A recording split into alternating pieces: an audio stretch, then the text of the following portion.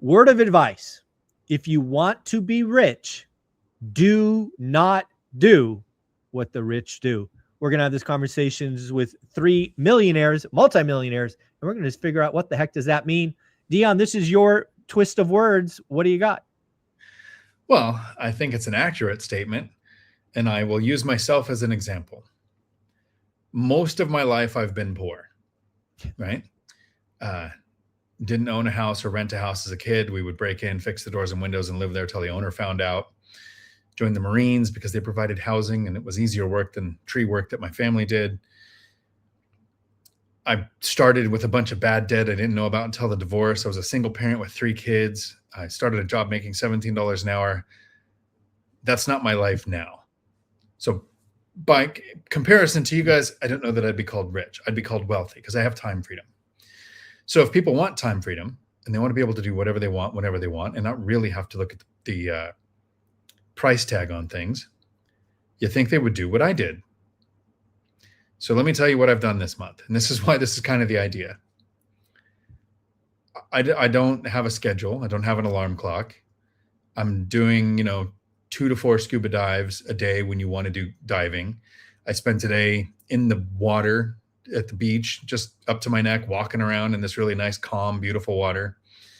I'm getting a massage every other day, because they do cost $6. I don't want to splurge, so I'm doing it every other day. But saving money. I'm saving money by doing that, right? I'm not doing anything that would make me wealthy or make me richer. I have every streaming service there is, just in case there's some random little show or movie that I want to watch. I don't care. An asset's paying for it. I don't have a return home flight planned yet. I've got a return to Vegas flight planned to come to the One Rental at a Time event. I don't know if I'm going to come back to Thailand after that or go to Scotland or Scottsdale. I don't know. One of those places is where I'm going to be after the Las Vegas event. And I think if somebody wants to be rich, as the title of the video, don't do what the rich do. And so what have you guys done in the last couple of months that you don't think would make you rich or wealthy? Matt, you want to jump in? Yeah, I've spent so much money on awesome baseball cards and stuff. It might be a problem. It's an addiction. The guy goes, so I don't see that you have a seller profile. Like you don't where do you sell these? I go, oh no, I don't sell. Buy and hold. And he goes, you keep all these? I go, oh yeah, every one of them. Yeah, absolutely.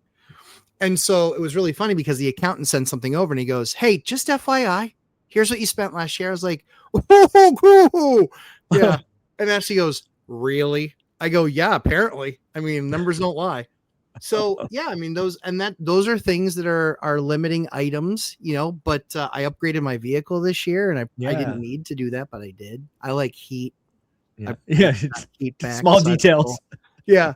But and obviously I'm not really working. And I love the people who are like, yeah, you're a property manager though. So yeah, that's a job. I'm like, dude, if you call working a couple of hours a week a job, you're in trouble. You're never going to retire. What do you call working 50 hours a week? Yeah. So yeah, that's the thing that's changed the most about life is I do whatever I want with my time. And frankly speaking, I spend my money on whatever I want, including silly pieces of cardboard. There you go. Yeah. When I think about what I've done all year, the first thing that jumps out at me, and again, you wouldn't want to do this to be rich, is I've averaged for the year, not the week, not the month, the year, 20,000 steps a day. Now, if you've never done that, that's like 3 hours, 3.5 hours of walking a day. And let me just tell you, that's not a great way to make a lot of money, right? No. It's just, I've got the time, I can do what I want. That's the greatest example.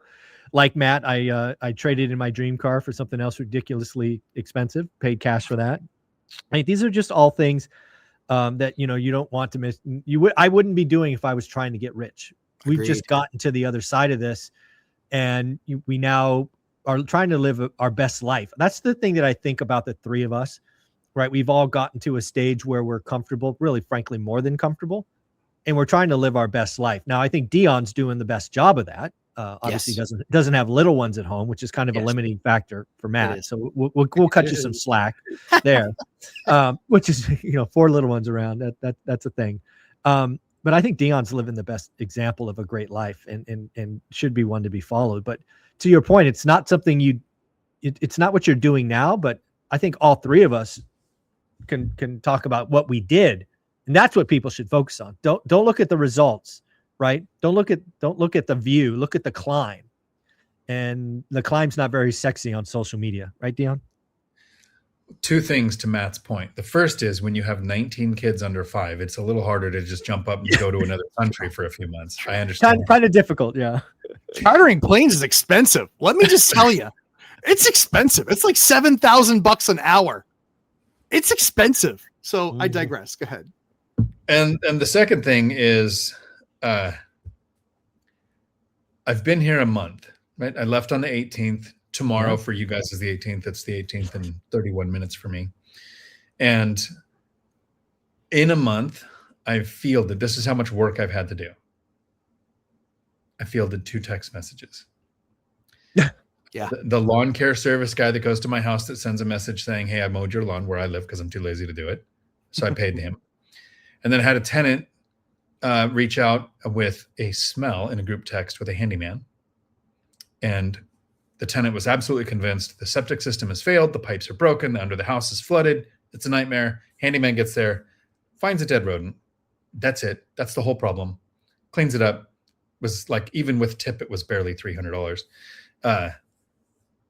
And that's because the tip was 100% tip basically for what he was charging. That's how much work I've done. If you do that much work in a month while you're in growth mode, while you're in build mode, I mean, you generally, for most of us, because such a small percentage of people are actually entrepreneurs, you need the W-2, 40 to 60 plus hours a week to be bankable, to be able to save the money. You need the life-consuming amount of time and effort that it goes to acquiring rental properties. Owning them is very different than acquiring them. Yes. Learn your market, study your market, your asset class, your systems that you're going to put in place. How do you find tenants, screen tenants? Where do you get your lease? All of these things that you have to learn while hunting for deals. And then a lot of people make this mistake of saying, I'm going to acquire a rental portfolio, and then when I'm done and I'm ready to retire, I'm going to optimize it.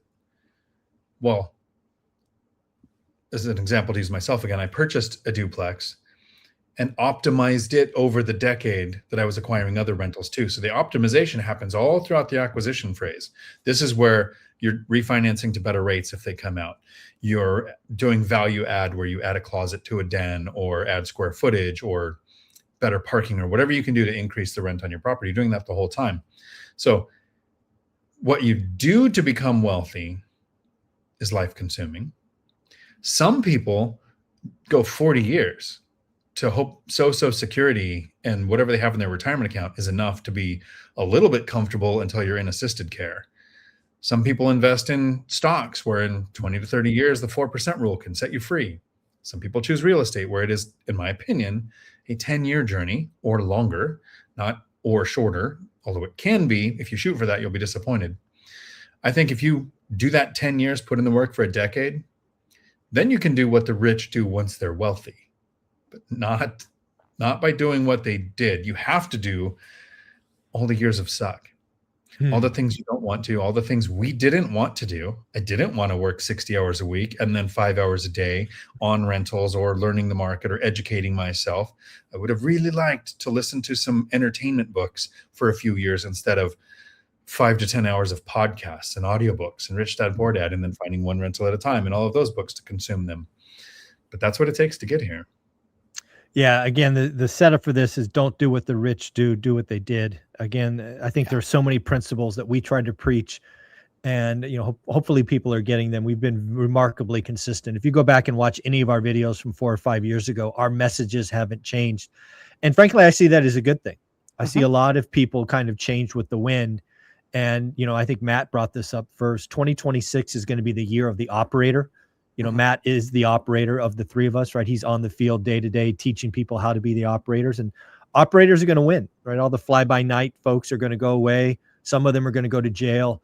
Lots of them have lost money for people and will hopefully never raise money again. So 2026 year of the operator. Matt, closing thoughts?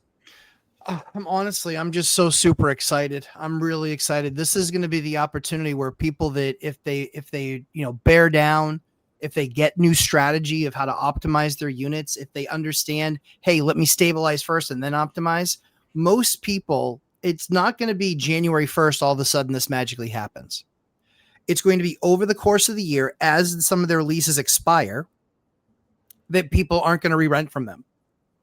And so the most important thing that they can do now is you have runway. That's the thing we always talk about is, do you have enough runway? People have enough runway right now before these leases expire to get in front of it, understand what it's going to take to stabilize, understand what it's going to take to optimize, because they need to be going in with the concept that in all likelihood, that unit is going back on market. It's a very high probability this year specifically that it's going to go back on market, because you're likely going to finally either have to raise rents or somebody else is going to be begging for their rent. We had a local landlord that was a big landlord. They have a few hundred units. And what they did was they put out a special that said, no money for 2 months. You can move in for $500. You don't pay me that month's rent. You don't pay me the next month's rent. You just pay me rent month 3 for the next 12 months. Wow. Guess what happened? I had people that left for that, and they're just like, I mean, what can you do for me? I said, not give you 2 months rent. Yeah. Not gonna happen. Yeah. Move. Yeah. Sorry. I'll even help you pack, dude. Like, people have to be aware that these other companies that are around them, their competition, especially their more expensive competition, is going to be discounting the hell out of their properties. And if you now have only $100 or $200 gap between your property and theirs, you're going to lose every time because they're brand new. So you better be buckling down. You better be getting in there while your lease is still active. You better start having a conversation with the tenant. We're talking about it on Thursday night. How do you make sure that your tenant stays? Right? It's a different conversation than anybody's had to have in the last 7 years in real estate. Agreed. So people have to be having that conversation. That's what we're going to talk about tomorrow night. But largely speaking, you better turn into an operator, and you better turn into a good one before those leases expire, or you are going to have months of vacancy. You just are. Love it, guys. You're amazing. Take care. Happy holidays. All that good stuff. Thanks again. Thanks, Mike. Later.